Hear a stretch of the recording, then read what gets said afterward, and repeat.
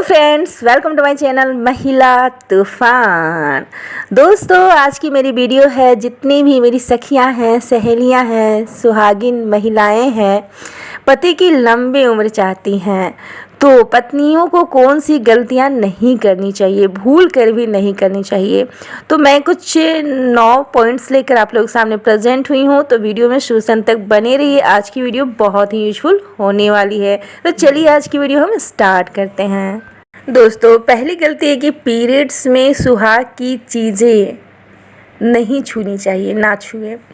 लेकिन समस्या है कि जब आप जॉब करती हैं तो जॉब में कैसे ऐसे ही जा सकती हैं। दोस्तों, ये प्राचीन परंपरा है, नियम है कि पीरियड्स में सुहाग की चीज़ें नहीं छूनी चाहिए। तो अगर आप हाउसवाइफ हैं, घर में रहती हैं, तो आप कुछ नियमों का पालन अवश्य कर लें, सुहाग की चीज़ों को ना छुएं। लेकिन यदि आप जॉब में जाती हैं तो आप एक काम कर सकती हैं कि पीरियड्स के दौरान जो सुहाग की चीज़ों का आप इस्तेमाल करती हैं वो आप प्रतिदिन इस्तेमाल ना करें। उसके लिए अलग से सिंदूर बिंदी आप रख लें और उसका इस्तेमाल आप करें। ऐसे चूड़ी में कोई भी दोष नहीं पाया जाता है, नॉनवेज खा के भी पूजा किया जाता है। चूड़ी, कांच की चूड़ी को बहुत शुद्ध माना जाता है। तो अगर आप कांच की चूड़ी पहनती हैं पीरियड्स में भी तो कोई दिक्कत नहीं है, आप पहन सकती हैं। तो इस तरह से आप थोड़ा सा ध्यान रखें, पीरियड्स में जो श्रृंगार का सामान आप यूज़ करती हैं वो प्रतिदिन यूज़ ना करें, उसके लिए अलग से रख लें। ये आपके लिए सबसे बेस्ट तरीका रहेगा। कि पीरियड्स में आपको कब बाल धोना चाहिए, तो उसके लिए भी विशेष नियम है। रविवार, मंगलवार, गुरुवार को आप पीरियड में बाल धो सकती हैं। तो इन बातों का आपको खास ध्यान रखना चाहिए। दूसरी गलती या नियम है कि कैंची ना लगवाएं। कहने का मतलब है कि बाल जो हम कटवाते हैं तो किस दिन हमें नहीं कटवाना चाहिए। तो मंगलवार, गुरुवार, शनिवार को बाल नहीं कटवाना चाहिए। तो इस बात का आप खास ध्यान रखें। वो भी हम गलतियां करते हैं। महिलाएं जो वाइफ होती, पत्नी होती है, वो घर की लक्ष्मी होती है। तो हिंदू धर्म में ऐसा माना जाता है कि हम कोई भी कार्य करते हैं तो उसका जो है आपके पति पे प्रभाव पड़ता है, क्योंकि विवाह के उपरांत पति पत्नी का जो भाग्य होता है वो मिल जाता है। तो अगर पत्नी अच्छे कर्म करती है, नियम धर्म का पालन करती है, तो उनके पति पे प्रभाव अवश्य जाता है।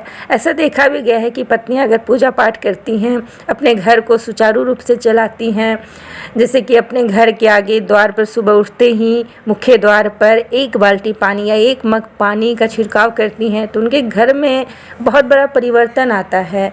तो हमारे शास्त्र में ये सब बातें बताई गई हैं। तो ये सब कार्य करना चाहिए। इसलिए पत्नियों को विशेष ध्यान रखना चाहिए कि कौन सी गलती नहीं करनी चाहिए जिसका कि नकारात्मक प्रभाव आपके पति पे पड़ता है, उनकी आयु या धन संबंधी समस्याएं आके खड़ी हो जाती हैं। तीसरी गलती है या नियम है कहें तो, पति के जाते ही झाड़ू ना लगाएं। हो सके तो आप सुबह उठते ही घर की सफाई कर ले, लेकिन अगर आप रह गई हैं किसी कारण की वजह से, जैसे नाश्ता जल्दी बनाना था तो बाहर ही 1 बाल्टी पानी का छिड़काव कर दिए, उसके बाद झाड़ू जो है बाद में सफाई कर देंगे। तो ऐसी बात है तो आप एक काम कर सकती हैं कि पति के जाने के 1 घंटे बाद, जब तक वो ऑफिस में पहुंच ना जाए तब तक आप झाड़ू घर में ना लगाएं। उनके जाते ही आपको घर में झाड़ू नहीं लगाना है। इस नियम का पालन आप अवश्य करें।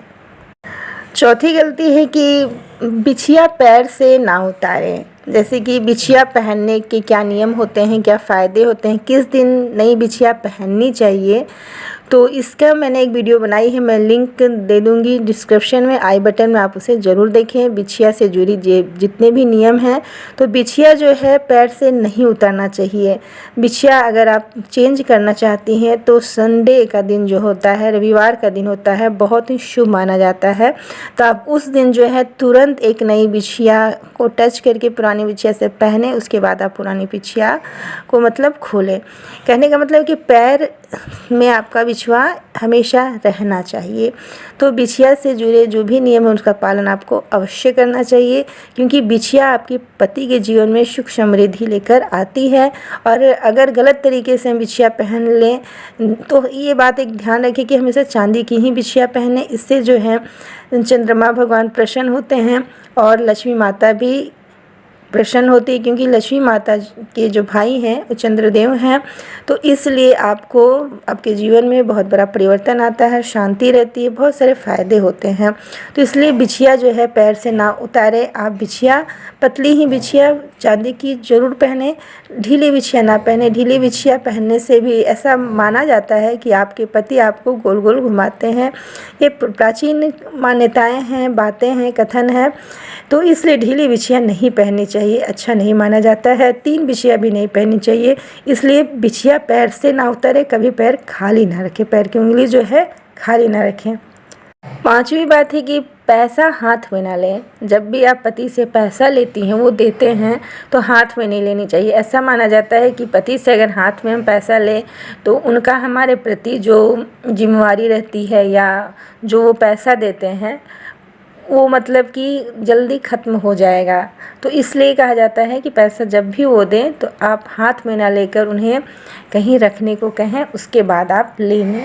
तो इस नियम का ही पालन आपको अवश्य करना चाहिए। 6ठा नियम है कि सिंदूर ज़्यादा खर्च ना करें और सिंदूर से जुड़े जो भी नियम है उनका आपको पालन करना चाहिए। जैसे कि सिंदूर लगाने का तरीका, सही तरीका क्या है? तो सही तरीका है कि आप मुंह में स्नान आदि करने के बाद कुछ मीठा खाकर ही सिंदूर लगाएं और चौखट को ना लांघें। और अगर आप ऐसा नहीं करती हैं तो कम से कम जब आप पूजा करती हैं तब तुलसी माता या लक्ष्मी माता को आप सिंदूर लगाती हैं तो उसी समय अपने मांग में टच कर लें, छुआ लें। इससे भी आपका भाग्य जो है, सिंदूर जो है, आपके पति का भाग्य, लंबी उम्र जो है होती है, बढ़ती है। तो इस नियम का भी आप, सिंदूर से जुड़े जो भी नियम है उसका पालन आपको अवश्य करना चाहिए। और ऐसा ही माना जाता है कि सिंदूर हमें ज़्यादा नहीं लगाना चाहिए, थोड़ा थोड़ा खर्च करना चाहिए। ऐसी भी मान्यता है कि जितना हमारी मांग में सिंदूर रहता है उतनी पति की आयु बढ़ती है। तो जैसी आपकी स्थानीय मान्यता है आप उसका पालन अवश्य करें। 7वीं बात है कि सुहाग की चीज़ें ना चुराएं। बहुत सारे लोग नहीं, लेकिन बहुत सारी महिलाओं की आदत होती है। तो सुहाग की चीज़ें चुराने से सुहाग की जो आपके पति की जो उम्र है वो घटती है। इसलिए कभी भी सुहाग की चीज़ें आप ना चुराएं। और हाँ, सुहाग की चीज़ों का आप जितना ज़्यादा दान करती हैं उतना आपके पति की आयु जो लंबी होती है।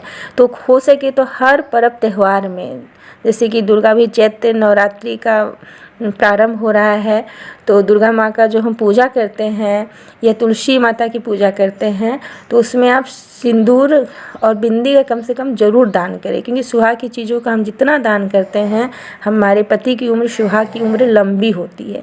तो ये कार्य भी आप अवश्य करें। नियम है कि जब भी आप हाथों में चूड़ियाँ पहनती हैं अपनी कलाई में तो हमेशा कांच की ही पहने। कोशिश करें कि कांच की ही चूड़ी 1-2 ही पहने, लेकिन कांच की चूड़ी पहने, या कांच की चूड़ी की जगह पे आप कांच का जो बाला मिलता है वो भी पहन सकती हैं, क्योंकि कांच की चूड़ी को बहुत ही शुद्ध माना जाता है हिंदू धर्म में। नॉनवेज भी खाते हैं या कुछ होता भी है तो उसे शुद्ध ही माना जाता है। पूजा पाठ भी आप कर सकती हैं, कहीं कोई दिक्कत नहीं है। पीरियड्स में भी वो चूड़ी पहनी रहती हैं फिर भी वो शुद्ध ही माना जाता है। लेकिन दूसरी जो चूड़ी होती है तो वो सारी चूड़ी आपको नहीं पहननी चाहिए, जैसे चांदी की चूड़ी हो गई या जो भी आर्टिफिशियल बहुत सारी चूड़ी मेटल की मिलती है वो सारी चूड़ियाँ आपको सिटी गोल्ड की भी नहीं पहननी चाहिए। तो इस बात का आप खास ध्यान रखें, क्योंकि ये सारी चीज़ें जो भी हम करते हैं वो पति के भाग्य से, पति की आयु से जुड़ी रहती है। इसलिए थोड़ा सा नियम का पालन आपको अवश्य करना चाहिए। और ये बात है कि बिंदी ज़रूर लगाएं। अगर बिंदी से एलर्जी है, क्योंकि मार्केट में जो बिंदी मिलती है उससे बहुत सारे महिलाएं जितनी भी हैं उन्हें एलर्जी हो जाती हैं, तो वैसी स्थिति में चंदन, हल्दी या सिंदूर का तिलक, टीका अवश्य लगाएं। थोड़ा सा भी अगर चंदन, हल्दी या सिर्फ चंदन को भी आप लगाती हैं तो चंदन का कुछ अंश आपके ललाट पे रह जाता है, या हल्दी का या सिंदूर का, तो इससे है कि मतलब कि बिंदी का काम जो है आपका कंप्लीट हो जाता है। तो ये कार्य भी आप अवश्य करें। अपने ललाट को सूनी ना रखें, क्योंकि वो आपके पति के लिए अच्छा नहीं माना जाता है। इसलिए आपकी जब नई शादी होती है तो सब लोग आपको मतलब टोकते हैं, कहते हैं कि बहू बिंदी लगा लो, सिंदूर लगा लो। तो ये सारी चीज़ें आपको माननी चाहिए, आपके भले के लिए कहा जाता है, आपके सुहाग के लिए कहा जाता है। अब आपका जो भी कार्य है, जो भी आप नित्य कार्य करती हैं, वो आपके पति के भाग्य से जुड़ जाता है, इसलिए कहा जाता है। तो ये कार्य भी आप अवश्य करें।